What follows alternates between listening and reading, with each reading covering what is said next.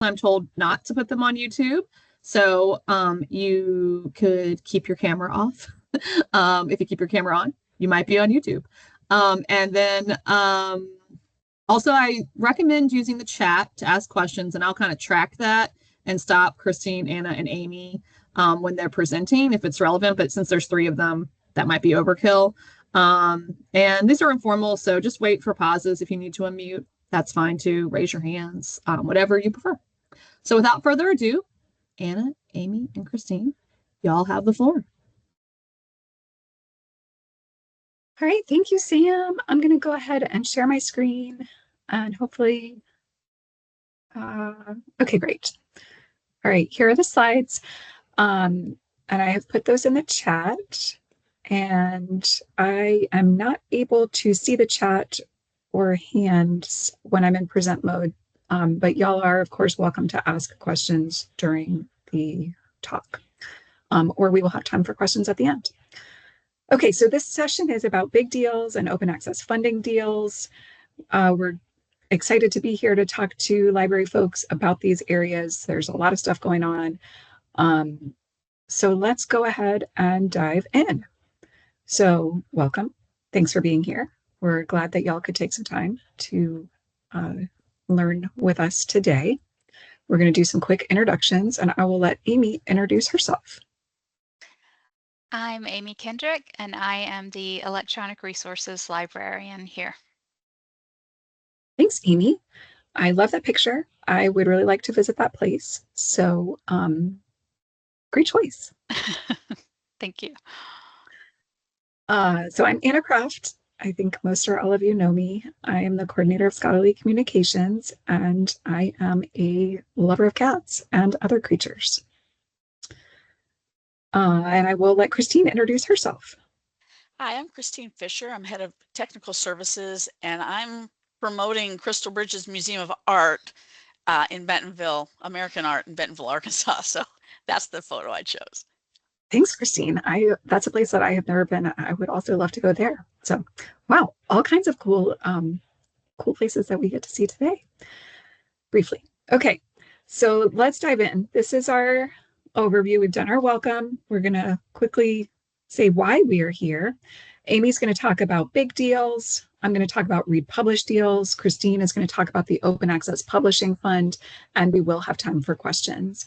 But of course, as Sam said, this is kind of informal. So if y'all have questions along the way, you are invited to ask.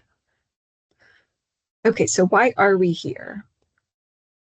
There's a lot of change going on. It seems like everywhere. And some of those changes include changes with collections and changes with open access funding. There's a lot to keep track of, a lot going on.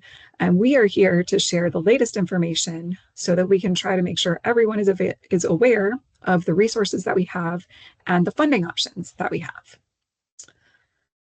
And now I'm going to hand it over to Amy to talk about big deals.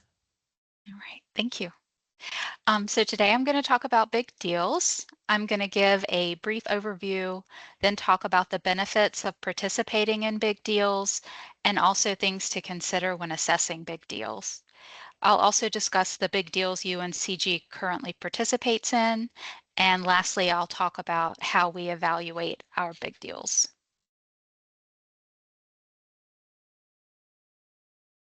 So what is a big deal? A big deal is a subscription to a bundled journal package from a publisher, and it's usually a multi-year contract with a predetermined annual rate increase, and most annual increases are between 3 and 5%.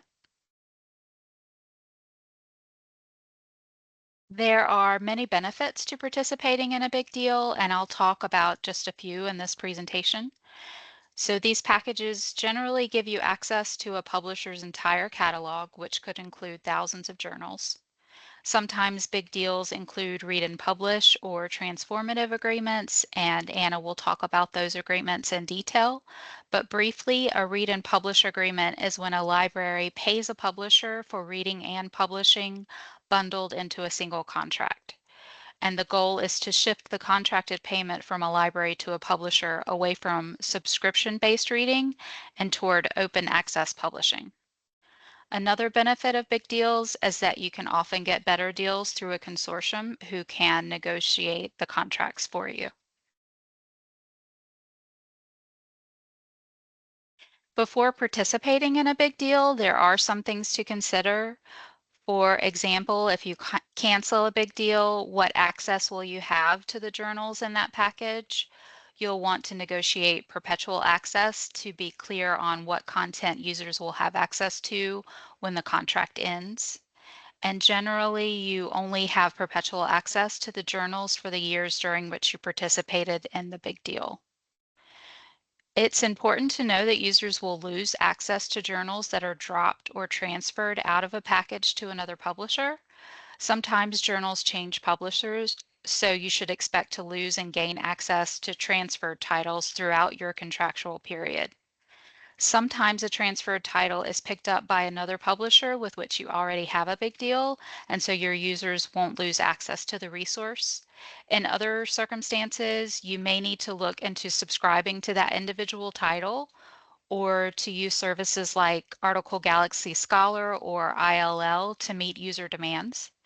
And for those of you who aren't familiar with Article Galaxy Scholar, AGS is a service that provides on-demand access for a fee to scholarly articles that are not part of a library's collection.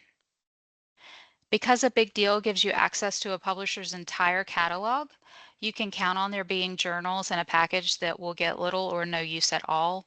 And while that might seem like a waste of resources, it is important to consider that you are getting access to thousands of journals for a reduced price. In a few slides, I'll talk more about how low use and no use titles factor into the assessment of a big deal. Lastly, as I mentioned before, these deals include a fixed annual inflation rate, usually between 3 and 5%. And when you consider our current economic climate, a fixed annual increase isn't that helpful when you have a flat budget because there aren't any funds to cover the increase. Keep in mind, though, that all electronic resources include an annual increase, which is why we have to cancel resources during flat budget years, even though there aren't budget cuts. So on this slide, you can see the 6 big deals that we currently have that cost $100,000 or more.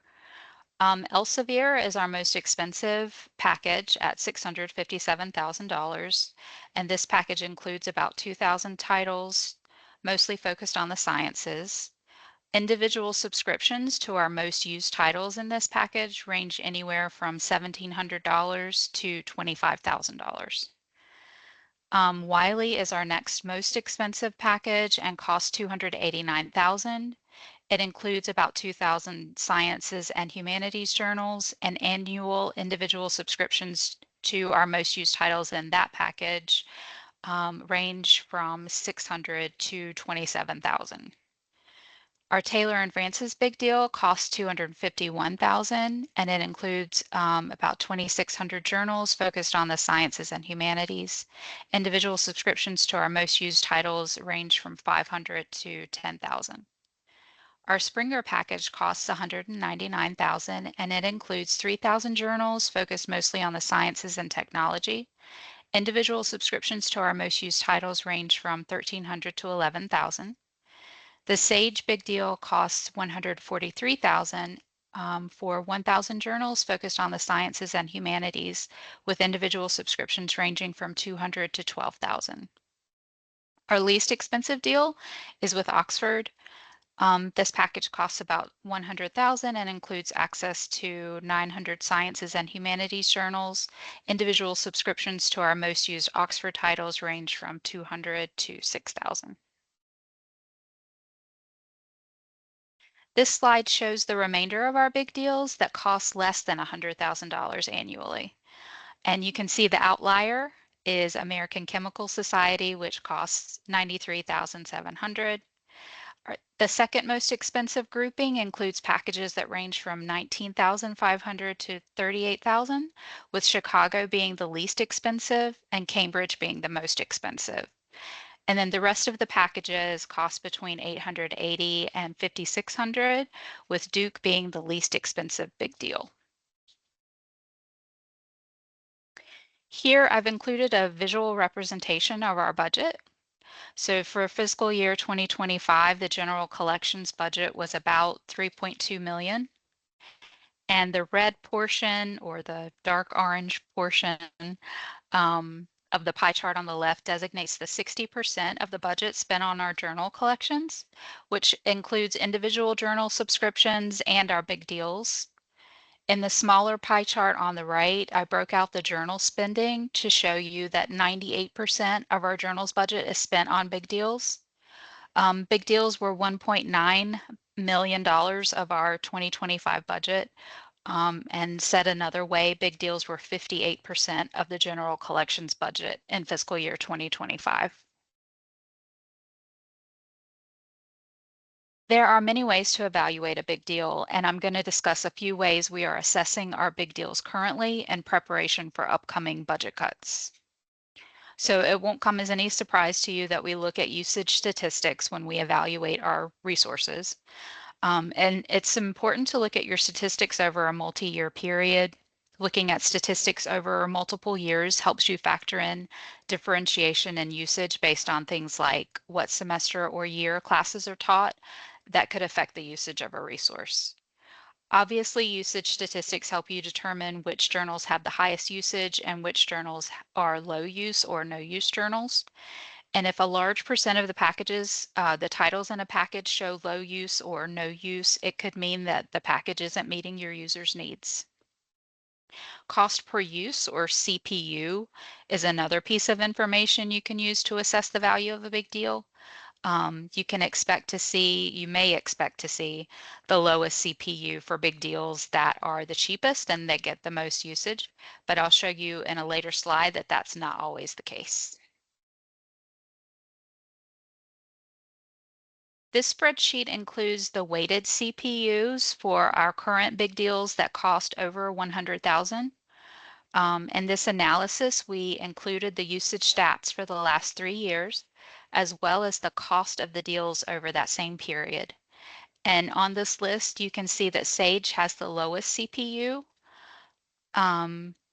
Sage is the second cheapest package, but the usage stats are also the second lowest.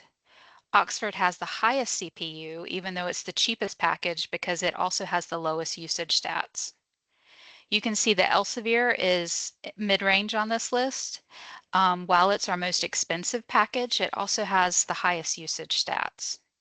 So hopefully you can see from these examples that CPU gives you a clearer picture of the value of a big deal because it takes into consideration both the price and the usage of the resource. Two other factors to consider when evaluating big deals are alternate access and unbundling.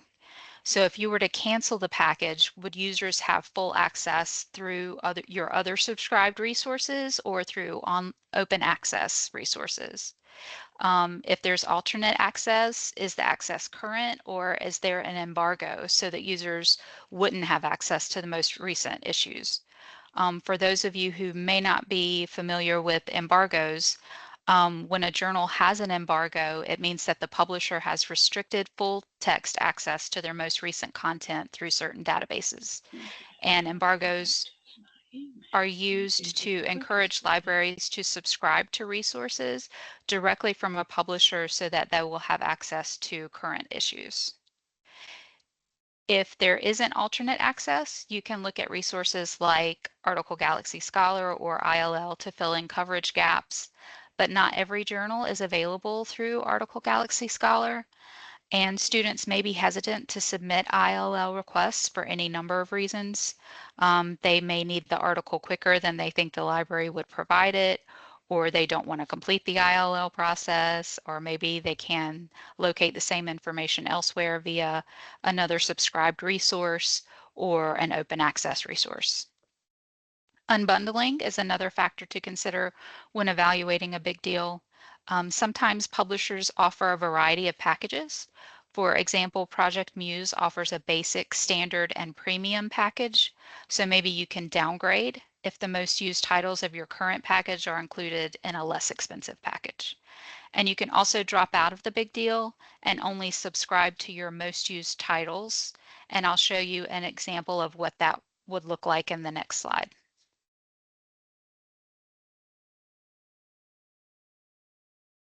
This is a list of the 30 most used titles over the last 3 years of our big deal with Oxford. And this spreadsheet includes usage stats from the last 3 years, the price of an individual subscription to each of those journals, and the weighted CPU for each title. It also includes notes about whether there is alternate access. The lowest CPU in this package is for the journal The Gerontologist. This is one of the least expensive titles at $638, and it has the highest usage of all the titles in the list. The highest CPU is for Plant Physiology, and this is the most expensive journal at $6,100, and it has decent usage in comparison to the other titles. You can see from the alternate access notes that there is either a 1-year or greater embargo or no alternate access at all for a lot of the titles in this list. So if we were to cancel the Oxford Big Deal and purchase individual subscriptions for the 30 most used titles, that would cost us $33,500. And the Oxford Big Deal costs us right now $100,500, and it includes 900 journals. So while unbundling would save us nearly $70,000, we would lose access to the other 870 titles in the package, and some of those titles do get decent usage.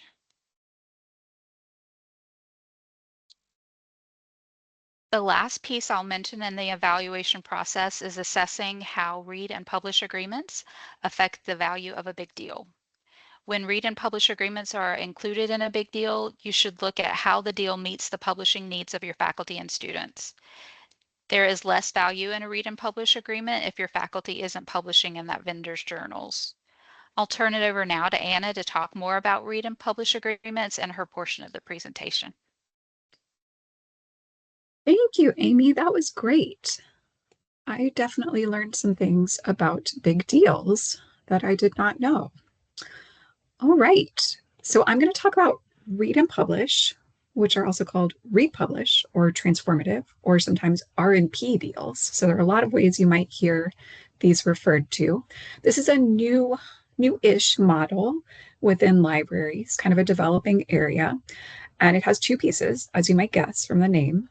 So the first piece is the read piece, and that component is the sort of thing that libraries have been doing for longer than any of us have been alive. We've been subscribing to content for our users to read and learn from. The newer piece is this publish component.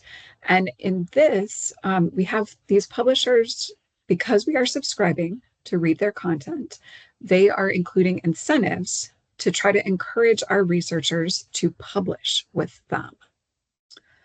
So read and publish. And there's an open access component to the publish piece here. So we're paying for the read piece and we're getting subscription-based content. So it's not open access, it's behind a paywall. We're paying for our users to have access. But the publish piece focuses on open access content. So because these deals are supporting open publishing, they are benefiting a lot of people. They're benefiting our authors by raising the profile of their scholarship. They are benefiting UNCG by highlighting the work that our researchers are doing. And these deals are also benefiting researchers here and researchers elsewhere, people who might not otherwise have access to this content if it wasn't open. And these articles that we publish openly through these deals will remain open, even if we leave the associated R&P or big deal. So these, once these articles are open, they are staying open. So that's a great benefit. But let's say a little bit more about these incentives to publish. So open access is associated with higher readership and often higher citation rates than subscription or closed publishing. And that makes sense If your articles are out there and anyone can access them, you likely are going to have more readers and potentially more people that are citing your work. So many people want to publish openly. They want their work out there. They want to be read. They want to be cited. They want people to be able to benefit from the research that they have done. So this is a big incentive for many of our authors. They really want this. But there are a lot of challenges around open access publishing, and one of those is cost. And we could spend a whole session talking about open access in general and the costs and the way this stuff works. But I'll keep it limited today to say that open access publishing is often associated with article processing charges, or APCs, which are charges that authors have to pay to get their articles published openly. So that can be a real barrier for many authors. But these incentives that these publishers offer in R&P deals include waivers and discounts that can either fully remove or reduce APC costs. So this is a huge benefit to our authors who want to publish openly, but might not otherwise have funding. I should also note that these incentives do not give our researchers a higher chance of getting accepted or give them any other kind of leg up through the review process. The incentives don't come into play for an author until their manuscript has been through that peer review process and has been accepted for publication. At that point, they would get access to those discounts or waivers, but before that, there is no preferential treatment. We currently have 6 true read and publish deals, and then 2 additional discount deals that aren't really read and publish, but do offer some benefits to our authors. And I'll talk about those at the end. So I'll go through each of these pretty briefly. And there also is a guide linked here where I try to keep the most recent information about all these deals. But so y'all are welcome to consult that at any time. And of course, you can always contact me about this stuff. So our first publisher is the American Chemical Society, or ACS, and we have a really good deal with them that offers full APC waivers. The value of these is about $4,000 each, so it is expensive to publish with ACS, and authors are getting a real benefit here with this cost coverage. But this is what we refer to as a capped deal. We have a limited number of APCs. We've been in this deal for 3 years. So far, we have not hit the cap, although this year demand has really jumped and we're getting close to hitting that. Luckily, we were able to roll over some unused waivers from previous years to help give us coverage for this year.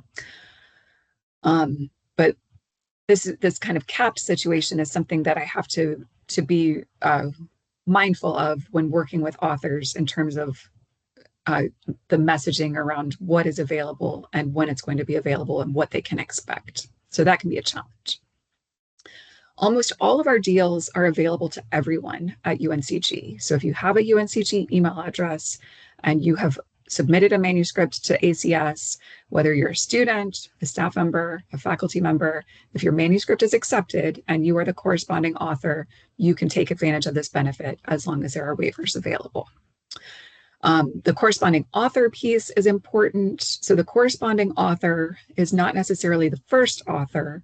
The corresponding author is the person who submits the manuscript into the publisher's online system and serves as that point of contact through the review and production process. So in order to be eligible, you have to be the corresponding author. As you might guess, the subject coverage for ACS is primarily chemistry and related fields. So this is heavily used by our chemistry faculty and also by faculty in the Joint School of Nanoscience and Nanoengineering. All of ACS's journals that are gold and hybrid are eligible for use in this deal. That's about 100 journals. The distinction here is that gold journals are fully open journals that would be associated with article processing charges for all content. So all content is available openly in a gold journal. In a hybrid journal, it is a subscription journal by default, but individual authors can opt to make their individual article open by paying an APC. So hybrid journals, most content or default content by subscription, some content will be open. Gold journals, all content will be open. Cambridge is our next deal, and this is a great deal. We have full APC waivers and no cap, unlimited annual availability. Sadly, almost no one uses this deal, at least for the published piece. We get really low usage with Cambridge, and I'm not totally sure why. Although I am really excited because an author emailed this morning about asking about a Cambridge journal and if it is eligible for this deal. And I can't wait to get back to her and say yes. So again, anyone at UNCG is eligible here. And Cambridge's coverage is much broader than ACS. They've got humanities, sciences, social sciences, a number of areas. All of their online journals, both gold and hybrid, are eligible. It's about 440 journals. So this is, in some ways, the best deal that we have because there's no limit. All their journals are eligible, and you get full APC coverage. I'm not totally sure why it is so low use. It may be that some of our authors who would be publishing in these areas are more inclined to be publishing in like books. So that could be one reason. There could be others. Anyway, so that's Cambridge, a great deal. Elsevier is our next publisher. We have full APC waivers with them, but this is another capped deal. And this one is actually a shared pool with the Carolina Consortium. So it's not just UNCG authors who are part of this pool. It is everyone in the CC who is part of this deal. Luckily, so far, knock on wood, our Elsevier pool seems to be doing pretty well in terms of not hitting that cap yet. So that's good. Anyone at UNCG is eligible. Elsevier has got pretty broad coverage. Most of it's in the sciences, but they do have some coverage of other areas as well. There is a limit, though, in terms of which journals are eligible. So their hybrid journals in their Freedom collection are eligible. There are not quite 2,300 of them last time I checked. Luckily, they do have a search interface that can help authors identify which journals are in this collection. People can also contact me about any of these deals to ask if their journals are eligible, and I will help them because this can be a little bit confusing to navigate sometimes. Sage is our next deal. This is not a great deal in comparison to some of the other ones. We only get a 10% APC discount, so that's not a lot. We do have unlimited annual availability, so anyone could use this as many times as they want, only one time per article though. And this is another shared CC deal. Anyone at UNCG is eligible, and Sage is primarily a social sciences publisher. We do have a limit in terms of which journals are eligible, so it's only Sage's gold OA journals, and that's about 200 journals. With this one, I should note that authors who are publishing with Sage may want to check and see if they have access to a better discount through another mechanism. Some folks may be members of professional societies that are associated with journals, and they might get a better discount that way. Sometimes if you peer review for a publisher, they will give you discounts. Students may be eligible for discounts. So with Sage, I would encourage authors to check for other discounts before they go with this one, because they may be able to get a better discount in another manner. Unfortunately, though, we cannot stack discounts. So if you get 15% for being a peer reviewer, you can't stack our 10% and make that 25%. But you might be able to also get coverage for some funding through the Open Access Publishing Fund, which Christine will talk about in just a minute. Our next deal is Springer Nature. This one is very similar to Elsevier. We have APC waivers with them, cover full costs, but is a capped deal that's shared with the Carolina Consortium. Everyone at UNCG is eligible, and they are primarily a sciences publisher. They do have coverage of some other areas. And we just have access to their hybrid journals for this cost coverage. Springer does have an arm of fully open access journals, their BMC journals, and some others that are gold OA journals. And sadly, those are not eligible for this deal. This, also similar to Elsevier, is a deal where we are not, as far as I know, in danger of hitting this cap yet in 2025. So that's very positive. I'm very happy about that. Okay, so that's Springer. Next is Wiley. This one is our highest use deal, and it is also kind of definitely the most challenging. It has caused the most headaches and kind of heartbreak. So Wiley is a great deal in some ways and a really challenging deal in other ways. We do have APC waivers that cover full costs, but it gets kind of confusing. We have a limit, a cap for their gold journals, and we have hit that cap both this year and last year, which has caused some real problems for authors. But this year, luckily, we also have unlimited availability for APC waivers with their hybrid journals. So anyone publishing in a hybrid journal is not subject to that cap. Those folks publishing in gold journals, we have to be a little more mindful. And this is another shared deal with the Carolina Consortium. Anyone at UNCG is eligible. Wiley is primarily a sciences publisher. Their gold pool of journals is about 570. Those are the ones with the limited use. Their hybrid journals, there are about 1,300 of them, and we have unlimited use with those. Wiley has shown us how challenging it can be to navigate these capped deals once those caps are hit. It can be kind of impossible to predict demand, like how many people are going to be submitting manuscripts, how many of those manuscripts are going to make it through peer review and be accepted, and what those acceptance timelines are. So that makes it difficult to be able to advise authors on exactly when we might hit a cap. We have, we can offer some, educated guesses about when money may run out. But so this one has offered some challenges. I will say if you're publishing hybrid with Wiley, great. If you're publishing with gold with Wiley, please talk to me. Hey, Anna, sorry. Yes. Can I ask you a quick question please. about that? Sorry. Yeah. It's all good. Is that a calendar year or an academic year cap? It's calendar. Yeah. Okay.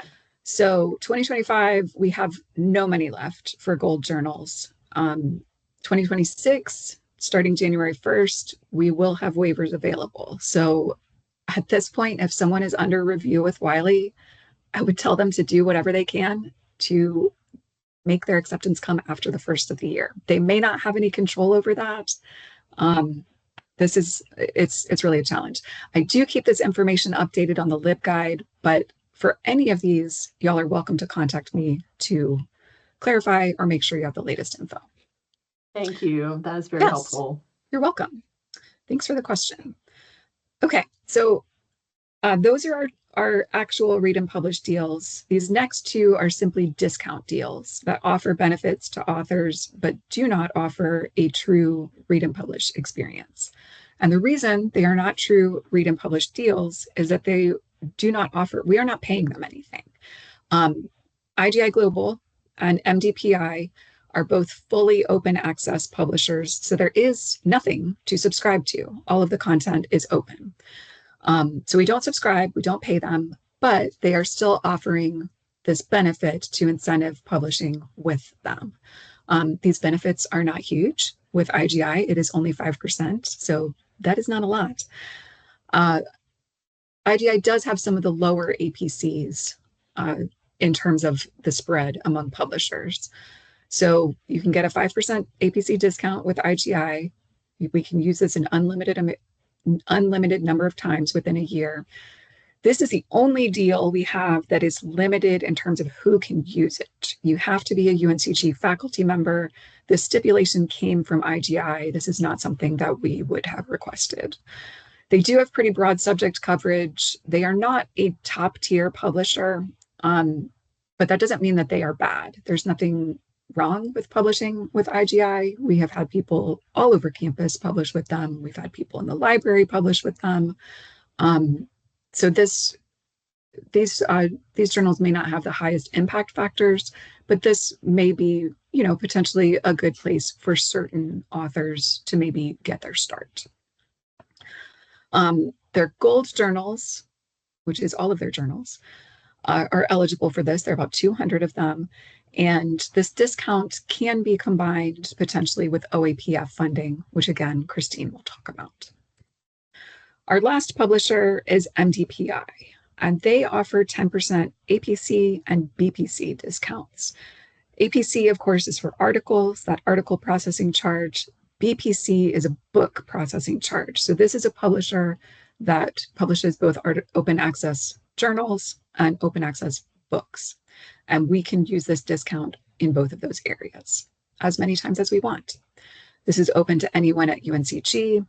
MDPI is a sciences publisher. They have about 480 journals. And then if you get a book under contract with them, you can use this for that as well. This discount can potentially be combined with OAPF funding. However, of all the publishers that we have talked about today, this is the one that I would advise the most care with considering potential publication venues.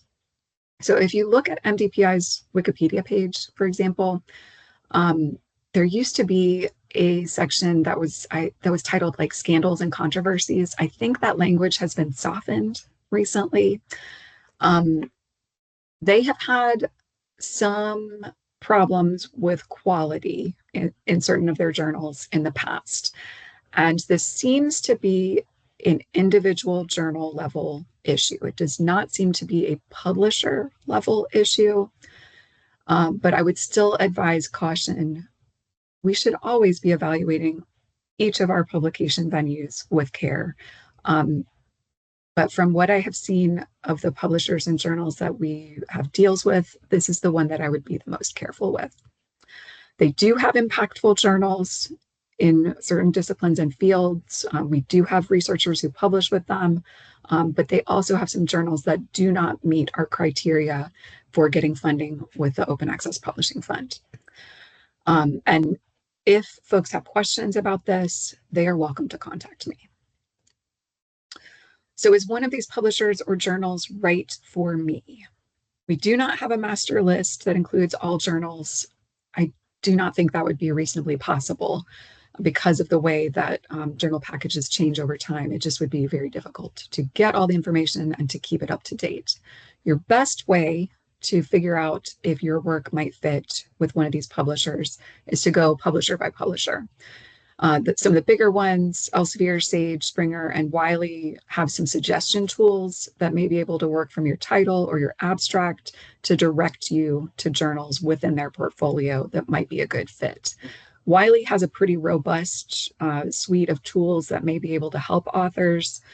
Other publishers, Cambridge, they have at least journal lists that could allow people to like browse and maybe narrow down by subject or discipline.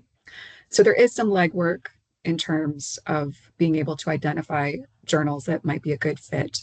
I do tell people that they may be able to contact their liaisons for help with identifying appropriate journals. And when I hear from like students, grad students, and others who are asking about this, I do advise them to check with like their advisors. So reminders about this. I have talked very fast and shared a lot of information. If you have questions, if you need a refresher, if you want to make sure you got the latest information, please contact me. This is something that I get a lot of questions about from authors. I'm glad to talk to people about this. So please send questions and I will help you. For those whose target journal or publisher is not included, is there other financial support? The answer is yes, potentially. And I will let Christine talk about that. Thanks, Anna. Thanks, Amy. Let's talk about the Open Access Publishing Fund. The fund is provided by the university libraries and the Division of Research and Engagement, and it was set up to offset the cost of publishing in open access journals.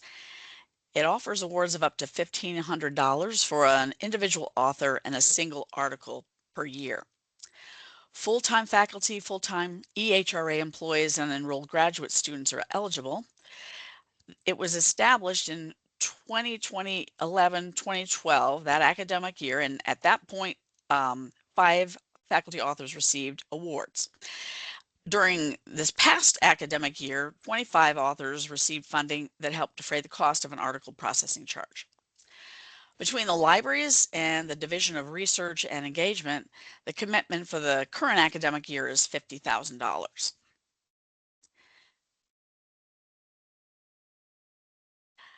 The online application form is linked from Anna's Scholarly Communications LibGuide. And if you want to go to the LibGuide, that's great, Anna, at any point. It states on this page what the guidelines are. It provides a lot of detail about the application and funding process, and you'll also see lists of awardees for each academic year along with their departments and the award amount. Applications are viewed by the review team, and that is Amy Harris-Hauk, Fatih Oguz in LIS, and me. And we consult with Anna on the trickier, more challenging applications if we have questions. A key requirement for the for approval is that a journal appears in doaj.org, the Directory of Open Access Journals. This organization independently researches OA journals and publishers to be sure they meet established criteria. Examples include meeting specific definitions of peer review and ensuring that the publisher's website provides easy access to such things as licensing information and policies on publication ethics. Authors might learn about the fund from their library liaison through webinars, training, and communication provided by Anna, and through colleagues in their departments who've participated over the years. Some of the departments that have been especially active in submitting applications and receiving funding awards are kinesiology, biology, nanoscience, psychology, and nutrition. Robin and I work together on the financial part of the process, and she coordinates reimbursements with business officers in the departments. We keep Mike informed about expenditures, and we haven't had to decline any applications due to lack of funds as we near the end of the year. Next slide, please. As Anna described, some of our publishing partners offer discounts that are applied to APCs, so authors can benefit from those discounts, plus they can seek funds through our process. A researcher, for example, could get the 10% SAGE discount and then apply for up to $1,500 from the OA Publishing Fund to help support the remainder of the charge.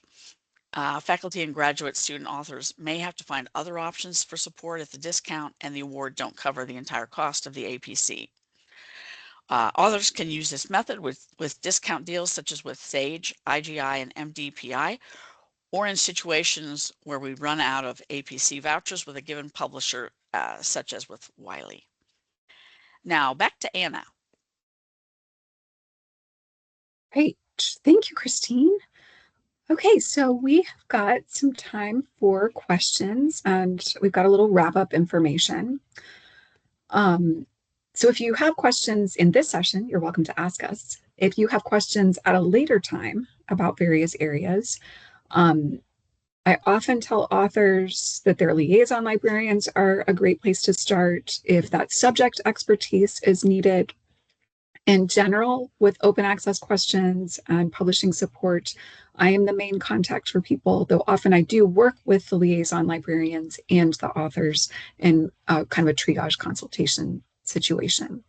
Christine, of course, leads the team that reviews those open access publishing fund applications, and she works with Robin and with authors on the management of logistics, like transferring the funds. And I also work with her and the OIPF team on review as well sometimes. Amy, Tim, and the Carolina Consortium team negotiate those deals with publishers. So we have them to thank for having all of these great deals that can benefit our users. So it really takes a team. And that's the thought that we want to leave y'all with. So all of this stuff is connected. The big deals, the R&P deals, the other open access funding efforts. And these areas are not just their own silo. They're, of course, connected to other library areas too. So this work really takes a lot of people. You've heard about the perspectives from the three of us, but many people in the library contribute to this, which we are very grateful for. And I think our users are too. So we want to thank y'all for being here. We, of course, have our slides link and our contact information, though y'all know where to find us. Just quickly, if you need more information, we have, of course, that scholarly communications guide. I have a new page on the LibGuide about evaluating journal quality. There's also a tutorial, open access guide and tutorial, of course, the OAPF information that we shared, and then a guide that's just about the R&P deals, or a guide page. And then we have our acronym roundup. So that's all the information that we have for y'all today. I am going to stop sharing so that I can actually see if anything has been in the chat. All right. It's all been praise so far. Wow. So Great job, everyone. Thanks. That's always nice. Any questions? And again, now that we're done with the share part, feel free to unmute, turn your camera on or not, etc. Use the chat. So Jenny did ask a question. Can you see it now, Anna? Yes. What are some common questions you get related to our R&P deals and or the OAPF? A very common question is, do we have funding for this publisher or this journal? Often authors, they're just interested in a specific journal and they want to know if it's included. And so I can help with them with that. It can be confusing. I understand. I mean, I'm used to navigating these interfaces and finding the lists. Not all the publishers make it super easy to find these lists. So I can help authors with this. I am glad to answer those questions. Another question that we often get with R&P is, have we hit the cap with Wiley? Is there still funding? So they want to know about their specific journals, if there's funding, and then often questions about like, how do I do this? The publishers have made it pretty easy. In most of these cases, you don't have to do anything other than make sure you use your UNCG email address and you are the corresponding author. So these, I do understand getting the questions about, people who want to make sure they have all the information. But luckily, these systems have gotten pretty streamlined, which is really helpful. In terms of the OAPF, Christine, do you want to talk about common questions with that? It's really a lot of times linked with what kinds of questions Anna gets. Can I publish in this journal, and do you offer funding for this journal? How to manage if you've got multiple authors on an article, or if you've got a graduate student who's part of the article, this fund is for an article and an author, but so it's not. If we wanted if three of us wanted to piece together to get a full APC, that does not how the fund works. But we want to try to be as supportive as we can, and so we do try to find other options. Or Mike has managed to find some funding if there's something special about a situation, and so that's helpful. Yeah. I will say, thanks, just to share the story, is that we had a kinesiology faculty member apply, or say he was going to apply, but it was higher. You remember this, Anna? Yeah. And then he went to the journal and was like, hey, due to budget issues, I can only offer this much. And he had been an editor or done a lot with that journal. And they were like, okay, we accept, we'll lower it to this price. So I guess there sometimes is negotiation in the based on that experience recently. So it was really good timing that just that week I had seen on a listserv people in similar jobs talking about how they have tried to negotiate with publishers or tried to coach authors on negotiating with publishers to get reduced APCs. And so I suggested, Ben, here's some language that you can try. The worst they can say is no. And they were willing to work with him. He also, as Sam said, mentioned, these are the things that I have done for this journal. I've been really involved with this publisher. I'm hoping we don't have any additional funding. Can you give me a break? And they did. So I am going to keep that in my toolbox for future requests. I know that it's not always going to work, but these situations are real. Like, this is real financial consequences for authors when there is not enough money for their APC. Either they have to come up with the money. Sometimes departments can help fund an APC. Sometimes there might be money in a grant, but sometimes, if you're left on the hook with a gold journal and there's no option to publish closed, and you want to get your article out there, then you have to pay. So we do what we can, and the trying to find more options for negotiation and stuff, I think, will be helpful. It does not always work, but we try. And sometimes the department can help as far as they'll pay and then we reimburse for that $1,500. Sometimes if the article processing charge is less than $1,500, we can pay the invoice. Robin would use the P card and pay the invoice directly. And if you already paid the OA charge, then you can submit the that payment as an author. You can submit that payment information, and we can put money, move money to you. Tim has a question. Are we still running into any faculty members who are confusing APC charges with vanity publishing? Tim, that's a great question. I do not see that super often. I think the most common confusion that I see in that area is on like two ends of the bell curve. One is brand new graduate students who just are not familiar with publishing. Many programs are doing a good job of kind of getting that information out to their students, but some students don't come from a background where they are really familiar with academic publishing. And so they are surprised about this and they are confused about what exactly is happening and why they might be expected to pay. The other end of the bell curve is faculty who maybe have been around a lot longer and have maybe not been as active in newer publication models. We do, of course, have many faculty members who are very established and very great advocates and users of OA, but there are some who maybe have been focused on other areas and have not picked this up as quickly. So I am not seeing a lot of questions around that. But they do come up occasionally.